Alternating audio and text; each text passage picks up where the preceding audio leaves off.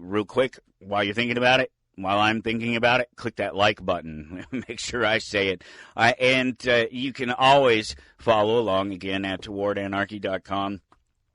And that is truly my little digital playground, my space that I've created. Cat, you better just get yourself right out of that idea.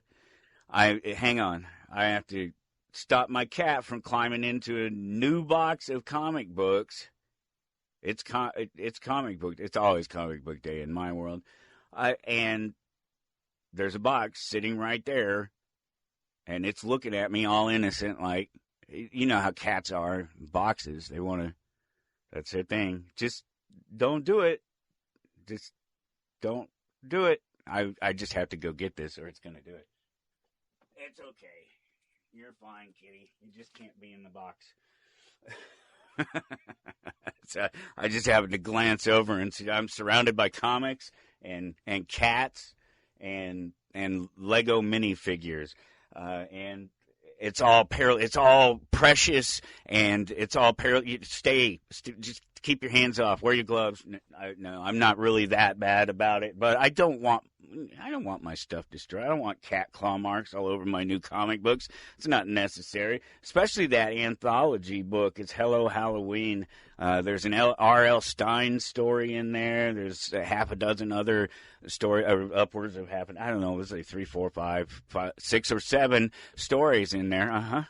And it was all about anthologies this week. It was actually kind of cool. There was several different anthologies, and I was just thinking about how it's crazy that the comic book industry doesn't have more anthology work. The independents, they're finally catching on, and there's more anthology work being done today than there has been in recent years, for sure. And this is coming from someone who's seen it for the last decade, just about every comic book that's come out. That's not to say that I've had it, that I've read it, and it's just that I'm in the loop. I'm sort of paying attention, and there has been a lack. There's always some. But there are very few that really stand out and that are managed well and hold on and continue to go, sort of full steam ahead. And it's a crazy market. That's what I was saying about being, totally in a market, in a business that is just. It's crazy to be in. It's hard to make money in it. It's very difficult. You have to set yourself apart, and I'm working on doing that. We've done very, very well considering the challenges that we've had going into it all. But that whole idea of having to put in the work and make the effort to bring it all together, and for it to be small, it has to be rewarding because the return on it is kind of small, and so I get it. Well, I get why these companies will come and go and why they won't do things. But there are a plethora of artists. There are many writers out there. There are all these people that want to create, and there are all of these places. This is the big thing. The independents are great at this. They do what they can, and they do it as well as they can. EC is great. EC Comics is great at it. They've been doing it for years and years. I think it's Oni Press now is who they're teamed up with, or who owns them, or I'm not sure exactly what the relationship is there.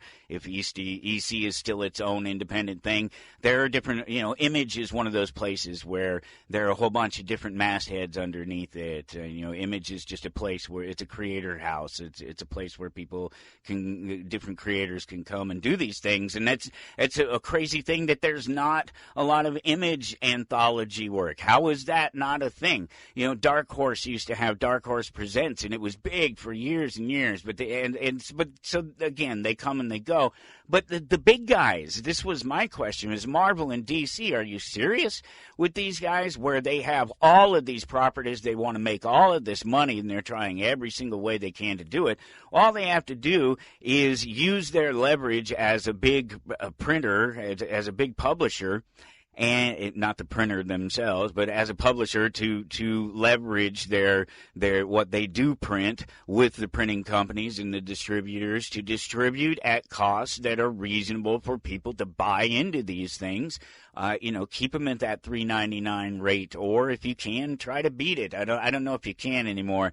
Image kept it at $2.99 for so long, and was only fairly recently that they had to break to the $3.99 thing, and it's just it's a matter of time before it'll be $4.99, and But the big guys have the ability to do this. They always have worked on loss leaders. Marvel and DC, they have big selling books, and everything else doesn't sell, and they print very little of it.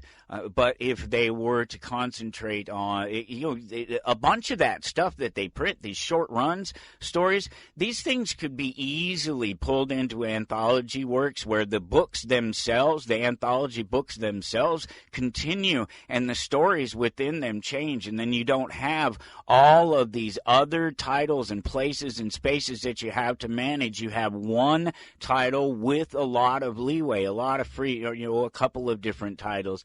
DC has Action Comics, and it has, sometimes Brave and the Bold, and sometimes they'll do Showcase or not Showcase, Presents. There've been different things over the years, and there's Detective Comics, of course, but they're all so very much centered on those characters.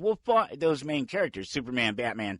And that's fine, except that you're missing the opportunity to have a very perfect space to present all that other work and all those other artists and all those other creators, and you could go hog wild on covers because you've got an anthology books. It has 6 or 7 stories in it. You're gonna get them all day. Sorry.